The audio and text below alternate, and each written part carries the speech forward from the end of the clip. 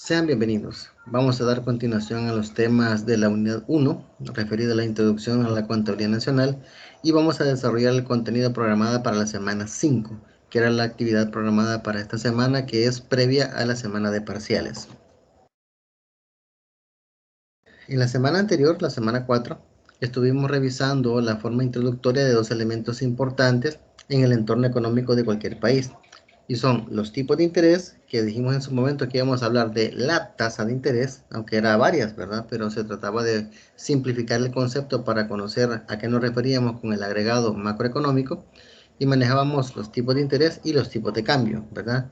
Donde hablábamos la forma en la que los países verificaban el valor de su moneda contra una divisa extranjera. Identificamos la importancia, los tipos y sistemas que determinan los responsables de la política económica de cada país. Esta semana finalizamos la unidad 1 estudiando las principales identidades contables en macroeconomía e iniciamos la unidad 2 con el tema de la contabilidad del crecimiento económico. Es decir, cerramos una unidad y al mismo tiempo iniciamos la siguiente con las temáticas a discutir en este momento.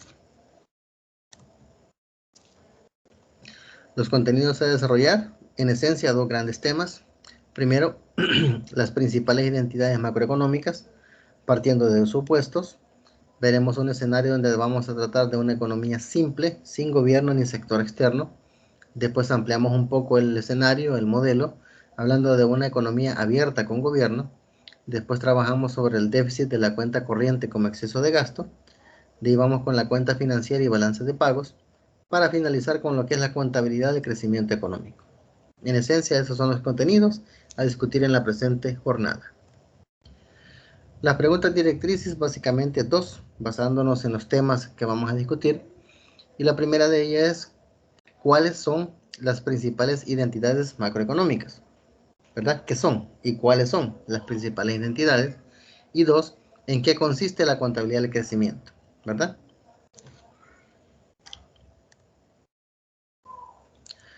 Para iniciar, vamos a ir conociendo las identidades macroeconómicas partiendo de un precepto. El precepto es que vamos a basarnos en supuestos para efectos de hacer abstracciones de la realidad y en base a modelos que vamos a plantear a lo largo de la presentación, ir conociendo la distinta interacción que hay entre las diversas variables que componen una economía. Para el análisis práctico, es necesario simplificar el análisis postulando premisas que hagan que el ingreso nacional sea igual al PIB, es decir, que esas dos variables macroeconómicas sean semejantes. Y para ello, como repito, nos vamos a auxiliar de una serie de supuestos que nos van a permitir aislar esas variables de todo el entorno macroeconómico para poderlos analizar. Primero vamos a ignorar la depreciación, es decir, la diferencia entre el PIB y el PIN. Estamos hablando de que entre el Producto Interno Bruto y el Producto Interno Neto no existe diferencia, es decir, es el mismo valor. En términos reales, el Producto Interno Neto es igual al Producto Interno Bruto menos la depreciación, pero en este caso vamos a considerar que son iguales, es decir, la depreciación no existe. Nos referimos simplemente a gasto e inversión, e ignoramos la diferencia entre inversión bruta e inversión neta, ¿verdad? Es decir, otras variables que no son relevantes para este primer acercamiento que tenemos. Tercero, ignoramos los impuestos indirectos y las transferencias a empresas.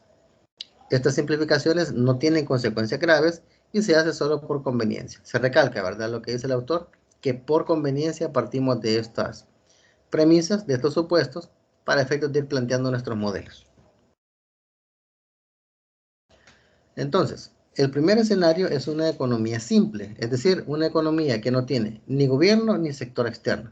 Estamos hablando de una economía que no tiene un grupo de personas que la dirijan, que sean responsables de la administración de los distintos factores productivos, y al mismo tiempo es una economía que no tiene vínculo con el exterior. Es decir, es una economía cerrada. No tiene interacción con ningún país fuera de sus fronteras. Partiendo de eso, llamamos I mayúscula al valor de la producción de nuestra economía. El consumo se simboliza por C mayúscula y la inversión como I minúscula. La primera identidad fundamental es que la producción elaborada es igual a la producción vendida. Significa entonces que la oferta de todo lo que se está ofreciendo, todo lo que se está produciendo en este país, es igual a lo que se consume o se demanda. Por lo tanto, la primera identidad fundamental es que la oferta agregada, o lo que se produce, es igual a la demanda agregada. La producción se puede expresar en términos de los componentes de la demanda y como la suma de gasto en consumo e inversión. Es decir, lo que se produce puede ser, 1, lo que se está demandando, porque estamos hablando de una economía cerrada donde no hay nada externo, sino que todo lo que produzco lo consumo. Y también estamos hablando de los factores que están vinculados a aquello requerido para poder obtener producción. ¿Y en qué sentido se obtiene producción? Invirtiendo y consumiendo. Entonces estamos hablando de que Y mayúscula es igual a C más I. De igual manera, se puede expresar desde los componentes de la distribución del ingreso. Cuando hablamos de ingreso, en esencia, definimos que las personas tienen dos grandes destinos para el dinero que reciben. Personas y empresas, ¿verdad? Dos grandes destinos. El primero es consumir, hoy, en este momento, y el segundo es consumir a futuro. Eso es conocido en esta disciplina como ahorro. Es decir, consumo actual y consumo futuro. Entiéndase, consumo y ahorro. Por lo tanto, la producción se puede expresar en esos términos también, ¿verdad? Entonces, podemos ver en la expresión que pueden divisar en la esquina superior derecha, que el consumo más inversión, que es igual a la producción, es igual al consumo más el ahorro. Entonces, con esta entidad destaca que la producción generada es la misma que es la producción que se está vendiendo. Es decir, todo lo que se produce en la economía es lo mismo que se consume, ni más ni menos. En ese sentido, la producción total se expresa desde el lado de la demanda y desde el lado de la distribución de ingresos. Es decir, desde el lado de la demanda, lo tenemos acá, que es este sector de acá, consumo más inversión, y tenemos también el apartado de la distribución de ingresos, que es lo que nos referíamos, de consumo actual, consumo futuro, o consumo y ahorro. El valor de la producción generada es igual al ingreso percibido, a esta variable que tenemos aquí, al ingreso percibido. Y por lo tanto, el ingreso percibido se gasta en bienes o se ahorra, que es lo que tenemos acá. Si se percatan esta identidad macroeconómica, fácil de entender por el lado de la demanda, la producción y el ingreso. Ahora ampliamos un poco el escenario, partimos de una realidad muy concreta, ¿verdad? Muy pequeña, muy simple, ¿verdad? Y sobre esa base vamos agregando otros indicadores o otras variables que permiten ampliar el análisis que estamos haciendo. Entonces ahora vamos a manejar el mismo escenario de una economía simple, pero ahora estamos hablando de una economía que es abierta, es decir, que tiene vínculo con el exterior y que además tiene gobierno. Es decir, dos variables distintas, dos variables nuevas que este modelo anterior no tenía, ¿verdad? Entonces tenemos ahora que existe un gobierno, que es el que se encarga de administrar y gestionar los factores productivos y también tiene vínculo con el exterior. Entonces, en ese sentido, una economía que tiene interacción con países extranjeros, exporta bienes al exterior, es decir, vende valores de ciertos bienes al exterior, representado por X, e importa bienes del resto del mundo, es decir, compra bienes del resto del mundo. Estas son representadas por M mayúscula. Y a nivel de identidad macroeconómica tenemos el valor de exportaciones netas, que es igual a XN. ¿A qué es igual? A las exportaciones menos las importaciones. Ese dato es conocido en términos de la contabilidad de la economía como saldo de la balanza comercial. Ya vamos creando ciertos conceptos, ciertos elementos que vamos a desarrollar ya cerca del final de la presente jornada, cuando estemos hablando de la contabilidad del crecimiento económico, ¿verdad? Exportaciones netas. Entonces, en ese sentido, en una economía de esta naturaleza, el gobierno gasta en bienes de consumo, es decir, en lo que requiere consumir para operar, para funcionar. Asimismo, el gobierno otorga transferencias al sector privado a través de estímulos, a través de inyección de financiamiento, etcétera. ¿Y lo financia de dónde? Es decir, ¿de dónde saca dinero el gobierno? De los impuestos, ¿verdad? Por lo tanto, en esta economía, el producto Y será igual a consumo, más inversión, más el gasto gubernamental, más exportaciones netas, ¿verdad? Aquí lo tenemos ya más detallado.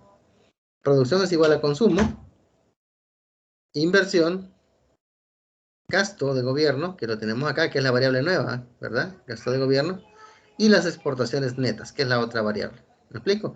Ya agregamos dos variables más al modelo que teníamos antes, ¿verdad? En vez de solo consumo y ahorro, ahora tenemos consumo, inversión, gasto gubernamental y exportaciones netas. Entonces, una vez teniendo definido ese parámetro en este modelo, en este segundo modelo que estamos viendo, tenemos que ver el apartado que tiene que estar relacionado con el ahorro de tres agentes que en esa economía existen, en una economía abierta con gobierno. Existe el sector privado, existe el ahorro del gobierno y existe el ahorro externo, ¿verdad? Son otras variables que vamos involucrando. Vamos a analizarlas cada una por separado. Cuando hablamos del ámbito de los privados, es decir, inversionistas privados que generan flujos de fondos y que generan recursos productivos a través de sus empresas, estamos hablando de que ellos tienen un ingreso, ¿y? Ellos reciben transferencias del gobierno y también pagan impuestos directos. Además, deben pagar al exterior por la propiedad de factores de ellos colocados en empresas que producen en el país, que pueden ser utilidades, salarios o intereses sobre deuda. Es decir, recordemos que, por ejemplo, en nuestro país, todo el sector de la banca, a excepción del banco hipotecario y el banco de fomento, todos los bancos del país son extranjeros. Y lo que aquí tenemos son filiales de bancos sede que están en otros países. Banco Agrícola, por ejemplo, es de Bancolombia, ¿verdad? Estamos hablando de que la sede, el corporativo del banco está en Colombia, pero aquí tenemos una filial y es una filial gigantesca en términos de la cantidad de activos que posee en nuestro país.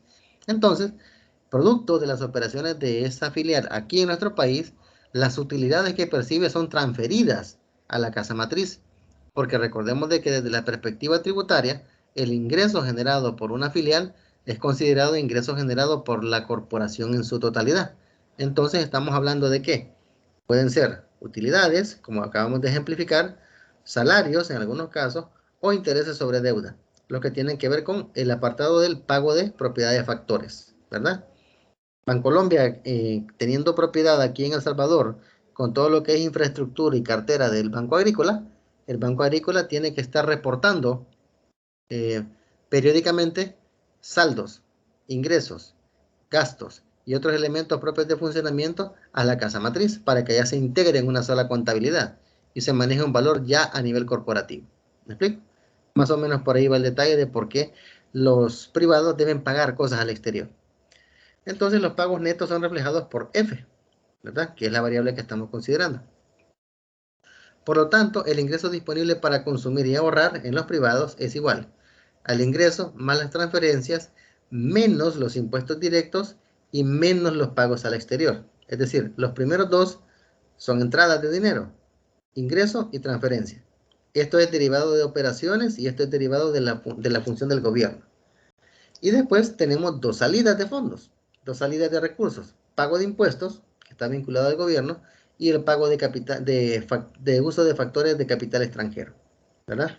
Entonces, los privados gastan buena parte de sus ingresos en bienes de consumo final y llamamos a este gasto consumo C. Y los ingresos que no se gastan básicamente son los que se ahorran. Por lo tanto, el ahorro del sector privado va a ser igual a los ingresos más las transferencias menos los impuestos directos menos el pago de recursos de capital extranjero menos lo que consumen en su momento, ¿verdad? Porque el consumo actual es finalizar, erradicar, terminar con los recursos que se tienen. Y lo que queda, lo que sobra, es lo que se consume a futuro. Entonces es lo que se conoce como ahorro, ¿verdad? Recalcando acá que tenemos dos entradas de recursos y tres salidas de recursos. En teoría, para que esta variable tenga razón de existir, la suma de ingresos y transferencias debe ser mayor que el valor de los impuestos, pago al extranjero y consumo. Ahí tendría sentido hablar de ahorro, ¿verdad? De lo contrario, pues no sería así. Segundo, cuando estamos hablando del otro factor que genera cierto ahorro en una economía, el gobierno. En esta economía, el gobierno solo tiene ingresos a través de impuestos y los usa para pagar transferencias y gastar en bienes de consumo. Simplificando, se asume que el gobierno no paga ninguna parte de F, es decir, no debe nada al exterior. Aunque en la realidad sabemos que los gobiernos generan mucho compromiso en función de deuda, ¿verdad? La famosa deuda externa, que son fondos que se reciben de otros países para financiar algunos elementos, proyectos o programas de aquí del gobierno. Entonces, eso no se toma en cuenta en este modelo, en este segundo modelo que estamos viendo, sino que lo aislamos por el momento. Sin embargo, el gobierno sí recauda a través de impuestos y lo usa para pagar transferencias y los bienes de consumo. Entonces, asimismo, vamos a suponer que el gobierno no produce bienes y servicios, es decir, únicamente se dedica a la labor social de cubrir aquellas necesidades que por obligación constitucional tiene que hacer, ¿sí? Acceso a la salud, acceso a la educación, etcétera. Es decir, no produce bienes o servicios. Entonces, el ahorro del gobierno aquí va a ser igual a los impuestos, que es el ingreso que tiene, ¿verdad? Menos el gasto gubernamental y sus transferencias. ¿Qué es el gasto gubernamental? El apartado que tiene que ver con el consumo, es decir, en qué gasta el gobierno. Y transferencias son los refuerzos que el gobierno da a las distintas empresas, a través de subvenciones, a través de donaciones, etcétera, ¿verdad? Entonces, para que exista realmente ahorro a nivel de gobierno, la cantidad de ingresos generados por impuestos debe ser mayor que la sumatoria de los gastos y transferencias. Sin considerar el sector externo, el ahorro nacional se define como lo que ahorra el sector privado con el gobierno. Es decir, el ahorro nacional es la suma de el ahorro privado, que ahora tenemos aquí, el ahorro privado, más el ahorro que el gobierno genera. Eso es lo que se conoce como ahorro nacional. En esencia, toma en cuenta los dos factores que pueden producir y consumir. Estamos hablando de lo que es sector privado y gobierno. La suma de estos dos ahorros hace el ahorro nacional. Y ahora, el tercer ahorro es el que tiene que ver con la interacción con el resto del mundo. El resto del mundo tiene ingresos de esta economía a través de pago de nuestras importaciones, es decir, el pago que nosotros como país hacemos de los bienes que compramos a países extranjeros. Y dos, el pago que recibe por factores que tiene el país. Ya más o menos tomamos el ejemplo de Bancolombia, ¿verdad? Para que nos ubicáramos ahí. Entonces, el resto del mundo paga a esta economía por las exportaciones que vendemos. Es decir, el resto del mundo hace que ingrese dinero a nuestra economía a través del pago de aquellos bienes y servicios que nosotros le vendemos a otros países, lo que nosotros exportamos a otros países. Por lo tanto, el ahorro externo, que es S sub E, va a ser igual a las importaciones más el pago de factores externos en el país menos las exportaciones. Para que exista la variable ahorro, para que esto tenga sentido, la sumatoria de importaciones más los ingresos recibidos del exterior debe ser mayor que lo que estamos pagando en concepto de exportación. ¿Me explico? Tendríamos que tener esa claridad para que esta identidad tenga sentido. Entonces, el ahorro total de la economía, cuando hablamos de ahorro total, hablamos de ahorro público, que es el del gobierno, ahorro privado y ahorro externo, ¿verdad? Estos tres. Para poder hablar de eso, estaríamos hablando de que el ahorro total sería igual al ahorro nacional más el ahorro del sector externo. Y aquí lo tenemos ya digregado en sus componentes, pero en esencia es esto. Ahorro nacional, que es esto, ¿verdad? Ahorro nacional, que es igual al ahorro público, al ahorro privado más el ahorro de gobierno y el ahorro del sector externo, que es este de aquí. La suma de esos dos, trasladada a sus variables, es esto. Entonces, al igual que en la economía cerrada, en la economía abierta todo lo que se ahorra se invierte. Por lo tanto, se cumple la expresión de que todo lo que se está ahorrando se va a invertir en algún momento. S igual que I, ¿verdad? Entonces, una vez teniendo claro esos dos escenarios que nos dan la pauta de cómo es la interacción entre los distintos sectores de la economía y la incidencia que tienen uno sobre otro, ampliamos un poco el estudio ahora a lo que es el déficit de la cuenta corriente, hablando de eso como un exceso del gasto. Vamos por partes. Aquí estamos entrando ya a lo que es la contabilidad del crecimiento económico, ¿verdad? Estamos hablando ya de lo que es las primeras temáticas de la unidad 2. Para ello tenemos que recordar que la cuenta corriente registra el intercambio de bienes y servicios y transferencias que la economía realiza con el resto del mundo. Es decir, exclusivamente tiene que ver con lo que es intercambio de bienes, servicios y transferencias. No habla de recursos de capital, no habla de inversión extranjera directa, ni elementos relativos a factores productivos. Habla de bienes, servicios y transferencias. Esa es la cuenta corriente. Entonces, el ahorro externo, que es lo que habíamos visto, ¿verdad? Ahorro externo, también se denomina saldo de la cuenta corriente. Es decir, como aquel exceso de dinero que se dispone para efectos de, ¿verdad? Entonces, la cuenta corriente está compuesta por la balanza comercial que registra las exportaciones e importaciones. ¿Qué es la balanza comercial? La que tiene que ver con bienes y servicios. Esa es la balanza comercial, la que tiene que ver con la contabilización de bienes y servicios, más el pago de intereses por la deuda y remesas de utilidades, ya sea del exterior o hacia el exterior. Tiene que ver entonces con transferencias. ¿Me explico? Entonces, estaríamos hablando de que las exportaciones netas va a ser igual a exportación menos importación, que va a ser igual a el ingreso menos el gasto total. Es decir, A representa aquí toda la salida de dinero que puede haber derivada de la producción de lo que estamos vendiendo al exterior. Entonces, el superávit comercial es el exceso de producto sobre gasto, es decir, estamos hablando de un valor positivo, donde las entradas de fondos son mayores que las salidas de fondos. Por lo tanto, la cuenta corriente se define como exportaciones menos factor de importaciones más transferencias. Eso es el saldo en la cuenta corriente, ¿verdad? Y que eso es igual al ingreso menos el apartado de las transferencias más gasto total. Entonces, Y menos F corresponde al Producto Nacional Bruto, al PNB. Por lo tanto, el déficit de la cuenta corriente mide el exceso de gasto sobre ingreso. Es decir, déficit nos viene a la idea de que es un término en función de un valor negativo. Eso está claro. Pero este valor negativo, ¿dónde es? En la cuenta corriente, que es la que tenemos acá, ¿verdad? Y aquí puede ver cómo se pueden comparar las distintas relaciones del el apartado de la cuenta corriente considerando los distintos ahorros y las otras variables que ya hemos considerado, ¿verdad? No nos detendremos mucho acá porque lo relevante es este vínculo que tenemos aquí. Cuenta corriente en función de exportaciones, importaciones y transferencias. Entonces, ya vimos un poco lo que es la balanza de cuenta corriente, ya platicamos un poco de lo que era la balanza comercial y ahora entonces vamos a lo que es la balanza de pagos como tal.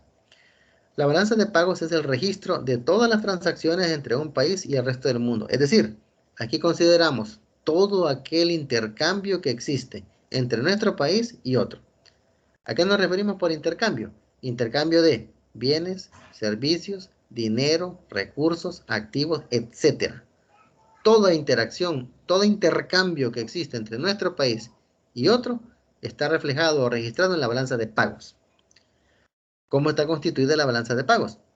Está constituida por la cuenta corriente y cuenta financiera y de capitales. Aquí la podemos ver un poquito más a detalle. Que la composición de balanza de pagos comprende cuenta corriente, cuenta de capital, cuenta financiera y errores y omisiones. Vamos por partes, veamos cada una para que vayamos entendiendo con más claridad cada uno de los conceptos. Cuenta corriente. Registra todos los flujos de bienes y servicios con el resto del mundo más las transferencias. Es decir, tres factores, ¿verdad? Bienes, servicios, transferencias. Cuenta financiera. Registra todo lo que un país pide prestado y presta al resto del mundo. Mide los cambios en su posición de activos y pasivos respecto al resto del mundo. En el término de la cuenta financiera hablamos de movimiento de dinero. En la cuenta corriente hablamos de bienes, servicios y transferencias. En el caso de la cuenta financiera es exclusivamente dinero, porque nosotros obtenemos dinero como del extranjero, pidiendo prestado. ¿Y cómo el extranjero obtiene dinero de nosotros? No a través de un pago por un bien o un servicio que me dieron, sino dinero como tal. ¿De qué se obtiene? De pagos que yo hago por préstamos que me han dado, ¿verdad? O si fuéramos un país superavitario, pudiéramos nosotros generar ingresos prestando dinero y que otros países nos pagaran. Pero no hay nada más distante que eso, ¿va? En la realidad en la que estamos. Esa es la cuenta financiera. Cuentas de capital. Registra las transferencias de capital y transacciones en activos financieros no producidos. Es decir, son activos financieros que no han sufrido proceso de transformación, como por ejemplo en el caso de las patentes. ¿Qué consideramos en la cuenta de capital? Todo lo que son intangibles. Entre ellos podemos mencionar patentes, derechos de autor, marcas, etc. Entonces, si se percatan, poco a poco vamos derivando en cada cuenta cuáles son sus componentes, así como en la contabilidad, ¿verdad? Cuando estamos hablando de los distintos elementos de un balance general, por ejemplo, estamos viendo qué es activo, qué es pasivo, y de esos qué corresponde hacer corto y largo plazo. Entonces, trasladando esa analogía a lo que estamos platicando, podemos ver que cuenta corriente financiera y de capital deben su nombre al tipo de bien o el tipo de transacción que se está tratando. Entonces, cuenta corriente, dijimos, bienes, servicios y transferencias. Cuenta financiera, todo lo que tiene que ver con préstamos dados y recibidos. Cuenta de capital, todo lo relativo al pago, ya sea de ingreso o salida, de uso de derechos de autor, patentes y cualquier otro intangible.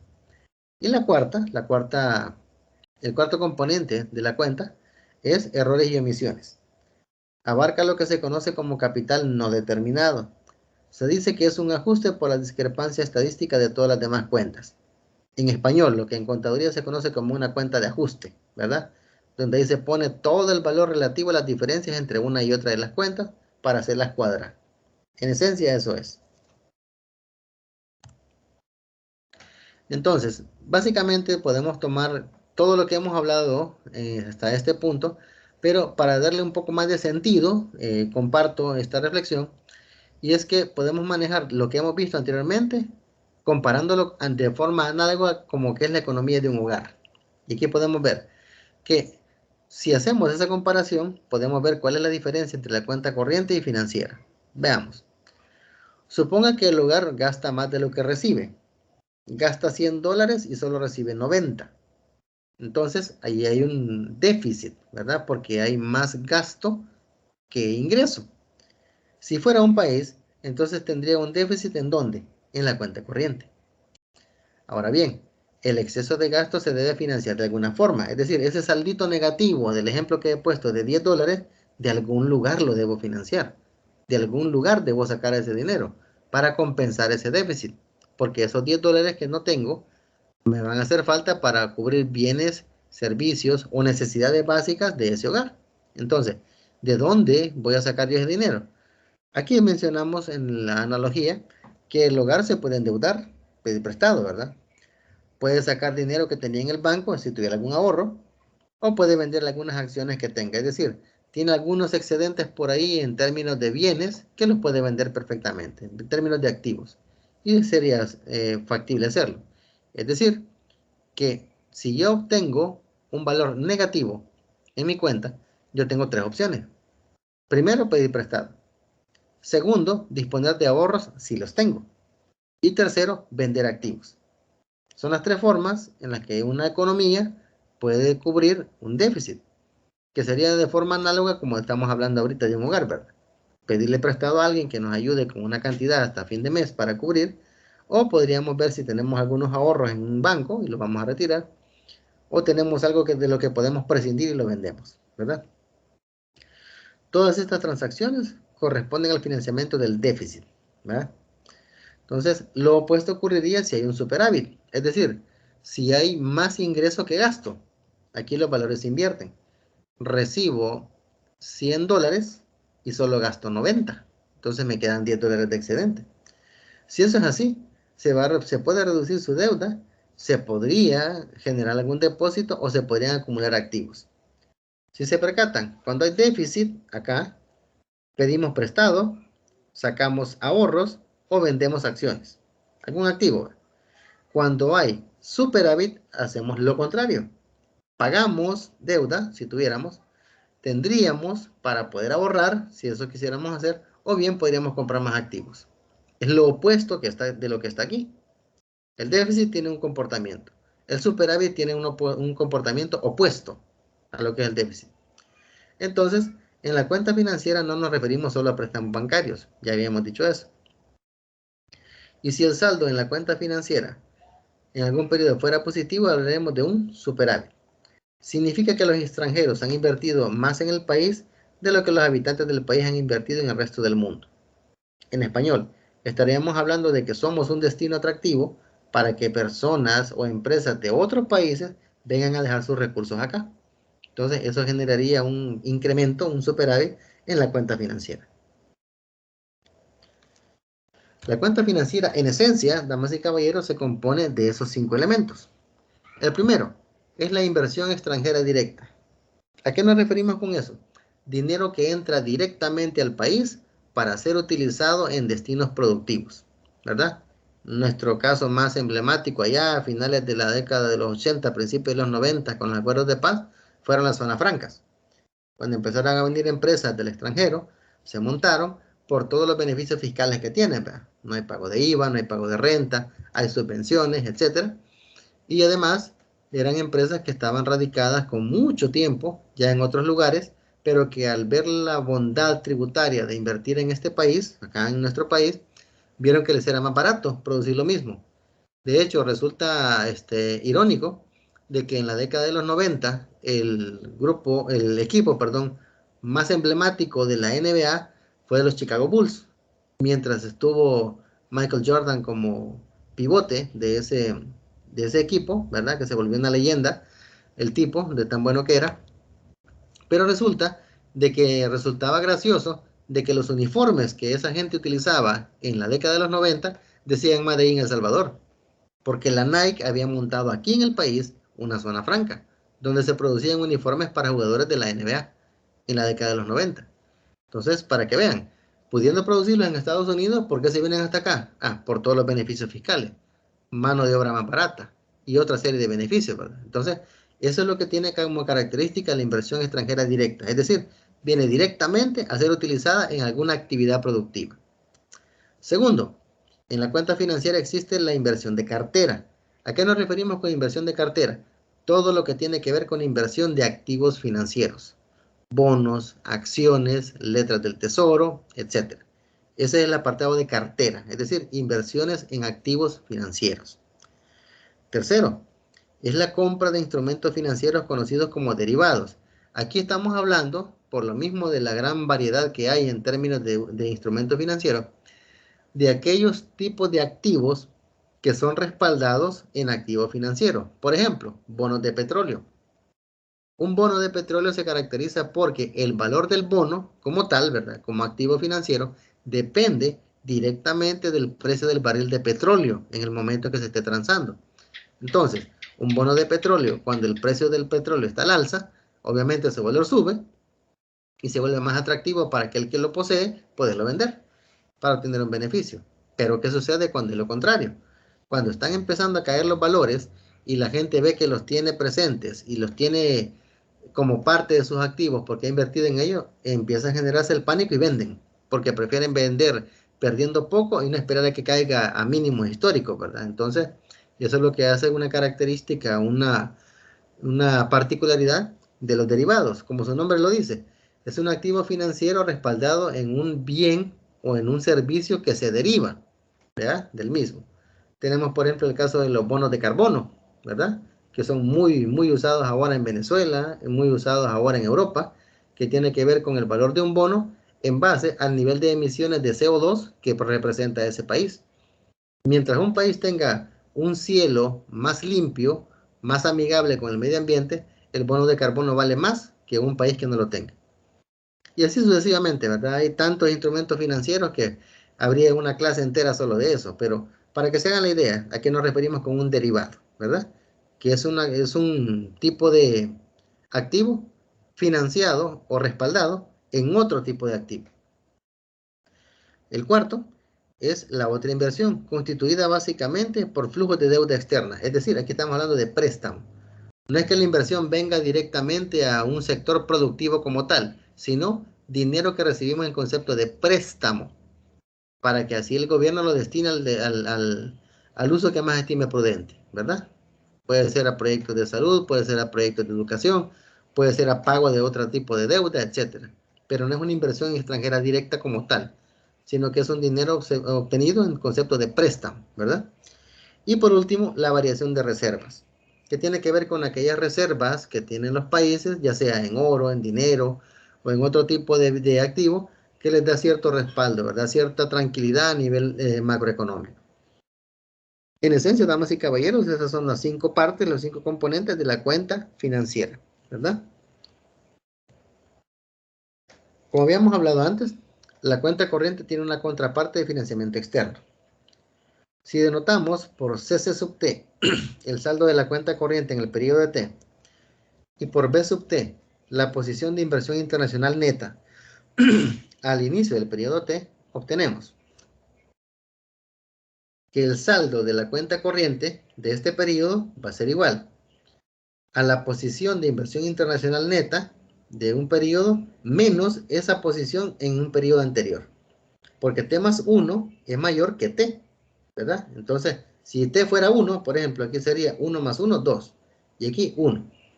Entonces, la posición de inversión internacional neta de un periodo menos el anterior me da como resultado el saldo de la cuenta corriente. Es decir, el superávit o déficit en la cuenta corriente corresponde al aumento o disminución en la posición de inversión internacional neta, que es esto que está aquí. Entonces, ¿qué es la posición de inversión internacional neta? Son los activos internacionales netos de los pasivos. Es decir, cuando nos referimos a netos, es decir, tengo $100 de activos y tengo $80 de pasivos. La posición de inversión internacional neta es igual a 100 de activos menos 80 de pasivos, que es igual a 20. Obviamente, este dato también puede ser, como el concepto lo dice, negativo. O sea, puede ser que también exista eso, que el valor de los activos sea menor que el de los pasivos. Puede darse. Y siempre es válido manejar el cálculo considerando la diferencia, ¿verdad? Entre el periodo actual y el periodo anterior. Ahí pueden ver ustedes un cuadro de cómo está representado como un porcentaje del PIB el saldo en la balanza de pagos. Para Chile corresponde el 0.9%. Esto fue en base al Yearbook 2003, ¿verdad?, del Fondo Monetario Internacional. En Corea correspondía al 1.3%, España 2.5%, Estados Unidos 4.6% y así, ¿verdad?, para otros países. Entonces, el saldo en la cuenta corriente más el saldo de la cuenta financiera y capital es 0. ¿A qué nos referimos? El total de transacciones con el exterior debe ser balanceado. Los excesos de gastos o ingresos corrientes tienen su contraparte en la acumulación o desacumulación de activos. Es decir, si queremos manejar una economía sana, una economía fuerte, que no tenga ningún tipo de debilidad o inconveniente contra el resto del mundo, debemos garantizar que todo lo relativo a la interacción de transacciones con el exterior tenga un equilibrio con lo que producimos y demandamos internamente. Si compramos más de lo que producimos, como en el caso de nuestro país, estamos hablando que hay un déficit. ¿Por qué? Porque pagamos más de lo que recibimos de ingreso. Porque compramos más de lo que estamos vendiendo. Y eso es lo que ha generado el déficit sostenido de la balanza de pago a lo largo de los últimos años. Por eso es que es clave que toda la interacción con el exterior lleve equilibrio con todo lo que se produce y consume interiormente. La actividad programada para la presente semana es un cuestionario. Es una actividad de tipo individual. Vale el 50% del laboratorio 2 de este cómputo. Y la instrucción es de que después de haber leído el contenido de la semana, desarrolle un cuestionario con aquellos ítems que considere relevantes para la comprensión del tema de la presente semana. Una vez finalizado, subir el archivo en formato PDF en el apartado de la semana. Fecha de entrega. El límite es el domingo de esta semana a las 11:55 y el desarrollo correcto del cuestionario tendrá una ponderación de 10 puntos. Recalcando que en este apartado no existe una cantidad mínima o máxima de ítems a considerar, ya queda a criterio e iniciativa, creatividad de cada estudiante, pero sí, en términos de información de esta presentación en PowerPoint, no menos de 20 preguntas les pueden salir. Ese es el mínimo, ¿verdad?, que les podría salir. Ahora, si ustedes a la hora de verificar salen con menos, pues perfecto, preséntenlo así y se van, no hay problema. Pero como les digo, el material da para eso y más todavía, porque solamente van a hacer el cuestionario de la presentación en PowerPoint. Compartimos los recursos complementarios, siempre nuestros libros de los autores, ¿verdad?, que tenemos como texto guías, el de Dorbush y el de Gregorio. Un documento que tiene que ver con el análisis de las interrelaciones macroeconómicas del país, a través de la sostenibilidad fiscal de la cuenta corriente. Ese es un documento del Banco Central de Reserva del año 2019 y un video que menciona, perdón, la relación que existe entre ahorro e inversión, ¿verdad? Entonces les recomiendo que lo puedan revisar, verificar, para ampliar un poquito más el contexto a la hora de manejar el desarrollo del cuestionario. Ahí pasaríamos al apartado de preguntas y se agradece lo que es la atención.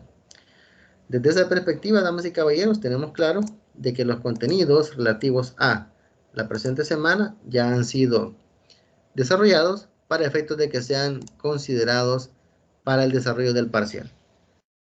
Ha sido un gusto, yo me quedo hasta acá. Cualquier inquietud ya saben que están disponibles los canales de información tradicionales, el grupo de WhatsApp y la plataforma Canvas.